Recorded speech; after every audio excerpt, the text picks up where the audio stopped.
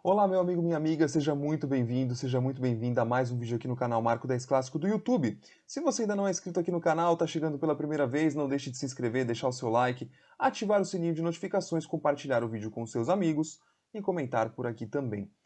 Bom, véspera de Brasil e Argentina, no momento que eu estou gravando esse vídeo, não sei se quando você está assistindo a esse vídeo ainda é véspera, se já é dia, se é depois do jogo, mas enfim, o tema que inundou as redes sociais nessa semana foi essa história dos brasileiros que declararam que vão torcer pela Argentina nessa final da Copa América.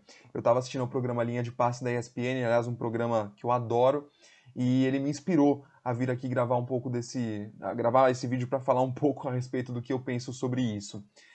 Primeiro ponto que eu acho importante. Existe muita gente que entende esse movimento como algo racional, como algo fruto de torcedores amantes do futebol que admiram o Messi, ou fruto de amantes da cultura argentina do futebol que admiram o futebol argentino. Compreendo essa posição, mas discordo frontalmente. Eu vejo muito mais um lado emocional por aí. Até porque elas declaram que vão torcer pela Argentina, né? Essa coisa de declarar, ela vai muito no sentido de uma declaração de protesto.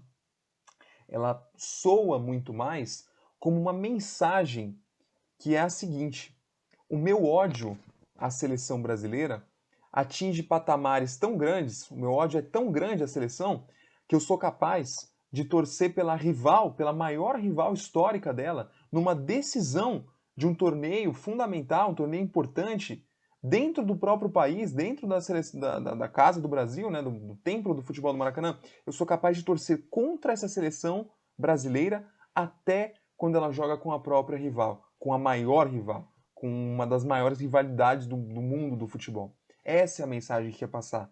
Não é que eu torço pela Argentina, eu torço contra o Brasil. Eu acho que isso é o que passa um pouco desse ponto, né? Aí existe uma galera que vai para uma abordagem que também é racional e que passa por a seleção desfalca os times brasileiros. Discordo frontalmente. Por quê? Primeiro, quais times brasileiros são desfalcados pela seleção? Hoje em dia são três: o Palmeiras, o Flamengo e o Bragantino. O Palmeiras com o seu goleiro, apenas. O Flamengo com o Gabigol, até aí tudo bem, mas o Flamengo tem o Pedro e muitos, inclusive, defendem a titularidade do Pedro. E pelo Everton Ribeiro. Mas o Flamengo também, o Everton Ribeiro não vinha na sua melhor fase e muitos já defendiam a titularidade de outros jogadores para fazer essa mesma função, inclusive muitos defendendo Pedro e Gabigol juntos a partir do Everton Ribeiro sendo sacado, né? Então, e o Bragantino pelo Léo Ortiz, que foi convocado de última hora, quer dizer, nem tem uma torcida tão relevante, com todo respeito ao Red Bull Bragantino, mas não é esse o ponto. Não é esse o ponto. Até porque o calendário, é claro que o calendário da CBF aqui é um problema, que o calendário dificulta essa relação com a torcida, que desfalca em alguns momentos, é verdade, mas sempre foi assim, e em outros momentos houve uma conexão muito mais forte entre os torcedores brasileiros e a seleção brasileira. E eu vou destacar um desses outros momentos, e aí eu começo a traçar o caminho que eu acredito que seja mais plausível para a gente entender esse movimento. Né?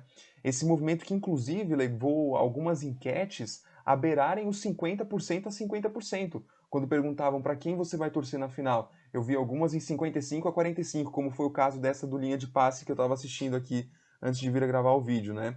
Então, um movimento forte. Quase metade das pessoas que responderam à enquete declararam que vão torcer contra a seleção brasileira na final da Copa América. Vamos para esse movimento que eu vou traçar então. Qual foi esse outro momento recente em que nós observamos uma forte conexão da torcida brasileira com a seleção brasileira? Foi no primeiro ano da era Tite. Foi naquela remontada durante as eliminatórias, uma remontada de muito brilho no jogo da seleção, de muita magia, de goleadas. O Brasil se acostumou a vencer por 3-0 a grande maioria dos seus rivais sul-americanos, inclusive a própria Argentina, num jogo mágico no Mineirão, aquele 3-0, né? O Brasil jogando muita bola, um time consistente, o Tite nas graças da torcida, uma conexão forte.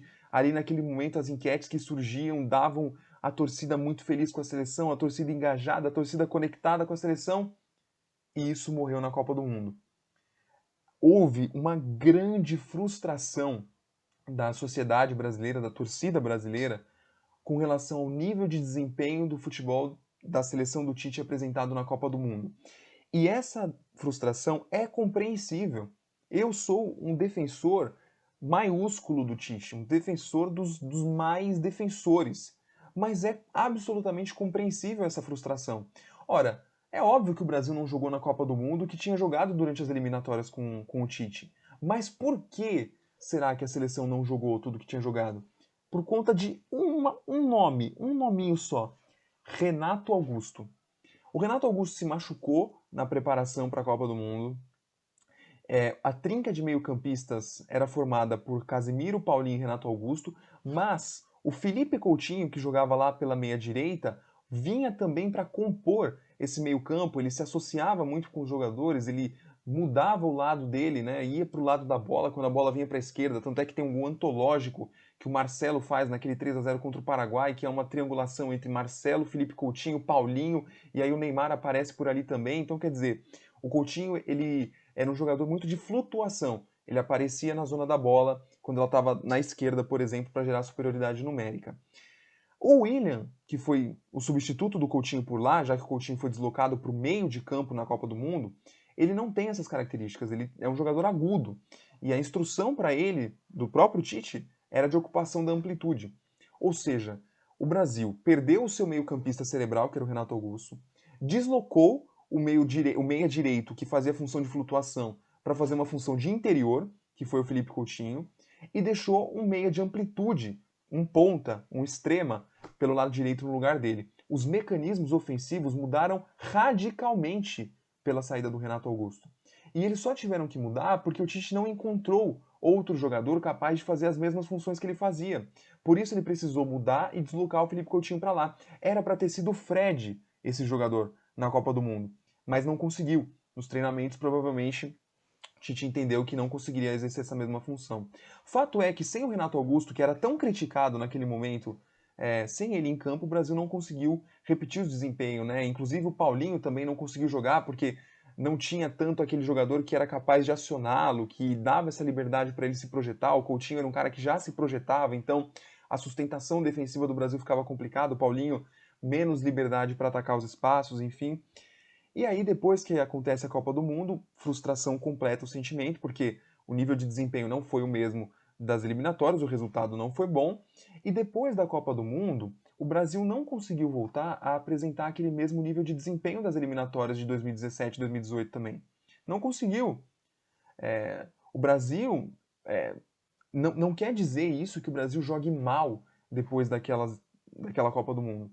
Mas a saída de dois jogadores que eram tão criticados pela maioria das pessoas naquele momento, que foram Paulinho e Renato Augusto, que foram claramente jogadores preteridos por outros para esse novo ciclo da Copa do Mundo de 2022 pela comissão técnica, ela dificultou muito a mecânica, o sistema ofensivo da seleção brasileira desde então, né?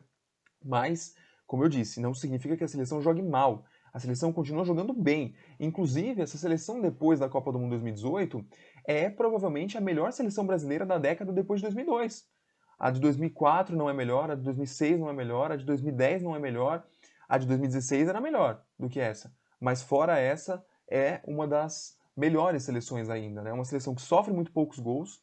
Às vezes, a imensa quantidade de vitórias da seleção brasileira sobre os adversários faz parecer que os adversários são horríveis, o que não são, inclusive aqui na América do Sul, né? A Colômbia, por exemplo, tem jogadores interessantíssimos, o Luiz Dias é um jogador muito interessante, o Cuadrado é um craque, na defesa você tem o Mina e o Davinson Sanches, jogadores que jogam na Premier League, a Argentina tem um timaço, o Uruguai tem um timaço, e enfim, o Brasil vence esses adversários, a imensa maioria das vezes, né?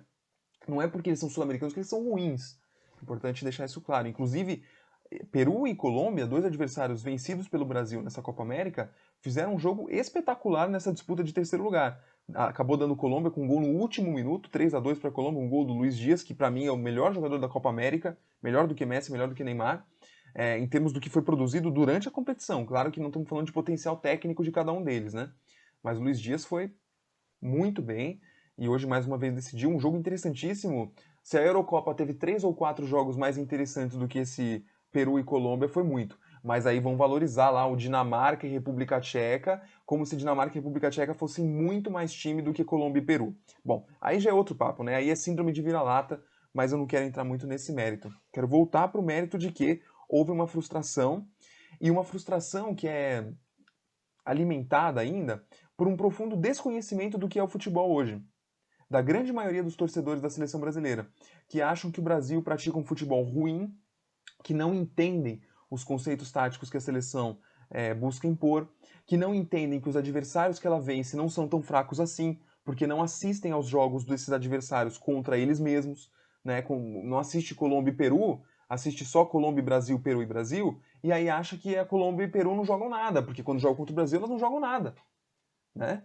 Então, essa falta de acompanhamento dos adversários do Brasil quando não enfrentam o próprio Brasil causa esse sentimento de que todos são adversários ruins, quando na verdade a superioridade do Brasil nos jogos de enfrentamento contra eles só mostra ou só reforça esse nível, alto nível de desempenho do Brasil, né? Que, volto a repetir, não é tão mágico quanto aquele de 16, 17, mas tudo bem. Posto isso, esse é um motivo claro para mim dessa declaração de ódio à seleção brasileira. Frustração com o que essa seleção do próprio Tite já apresentou no passado. Um outro ponto que é muito importante também é um ponto político. Por quê? A comunidade bolsonarista nas redes sociais é uma comunidade muito vocal. Eu já falei disso aqui em outro vídeo, né? É uma comunidade que se expressa muito e tem muitos seguidores e seguem muito uns aos outros, é uma comunidade muito coesa, a comunidade bolsonarista. E pintou-se o Tite por ser um personagem contrário à realização da Copa América, por ter um passado de críticas ao governo Bolsonaro, críticas leves, né? O Tite não é um cara que se posiciona tanto, um cara que seja hiper-revolucionário, mas é um cara que tem conceitos sociais e que já deixou nas entrelinhas de algumas entrevistas críticas ao governo Bolsonaro. E essa comunidade adotou isso como se ele fosse um inimigo do Bolsonaro, né? E, aliás, quem dera ele fosse. Mas, enfim, e aí pintou-se ali um personagem vilão da história, né? Inclusive, próprios membros da família Bolsonaro gravando vídeos detonando o Tite, né, como pessoa. Claro que o trabalho dele na seleção brasileira fica em segundo plano aí, mas também essa comunidade vocal como leva o rebanho, né, influencia o rebanho a torcer contra a seleção brasileira, porque eles não estão torcendo contra o Brasil, eles estão torcendo contra o Tite, né? Uma torcida contra o técnico da seleção brasileira. Então este é um segundo ponto importante. E para finalizar aqui esse vídeo, vou falar sobre o 7-1, que acho que é o mais óbvio de todos, né? Depois do 7-1 houve um afastamento natural do torcedor brasileiro por esse sentimento de humilhação, né? E como a seleção brasileira se reúne muito pouco e disputa muito poucos torneios de caráter especial, um único a cada 4 anos só, né? O Brasil só teve uma chance de se redimir do 7-1 até hoje, que foi 2018, e não conseguiu, pelo contrário, foi mais uma frustração para a torcida que alimentava tanta expectativa sobre essa competição, né? E o Brasil tem muito poucas oportunidades de compensar esse 7-1, de ir aos poucos tapando a ferida desse 7-1, porque joga muito pouco essas competições que são as únicas que realmente fazem brilhar os olhos quando a seleção vence, né? Que é a Copa do Mundo. Então, isso também dificulta essa reaproximação com a torcida brasileira. Mas reforça, essa reaproximação já aconteceu depois de 2014. Entre 2016 e 2017, houve uma forte conexão e um forte engajamento da seleção, da torcida com a seleção brasileira. Então, essa frustração com o desempenho, né, da Copa do Mundo, etc., eu acho que pesa muito mesmo para esse ódio ao Brasil, né? Agora, só para dar aquela pitadinha aqui, essa declaração toda é linda, bonita, maravilhosa, né? O pessoal falando que vão torcer contra. Se o Brasil fizer um golzinho amanhã e sair na frente, eu duvido que esses caras por dentro não vão estar aqui o coração feliz. Vão abrir aquele sorrisinho, assim, pelo menos, né? Porque não querem mostrar que gostam da seleção brasileira, querem mostrar uma posição firme, de que são contra. Na hora que o Brasil fizer um golzinho, duvido que não apareça um sorrisinho ali, talvez até um gol. Aquele gol, sabe? Meio abafado, assim, aquele grito de gol. mas vão comemorar sim um título da seleção brasileira, caso ele venha a acontecer nessa final. Agora quero saber também a sua opinião, deixa aqui nos comentários. Confira também outros vídeos que eu fiz já sobre a seleção brasileira e sobre o Tite, e eu vou fazer depois também um vídeo sobre a análise da Copa América, análise da seleção brasileira durante o torneio. Um grande abraço e até a próxima.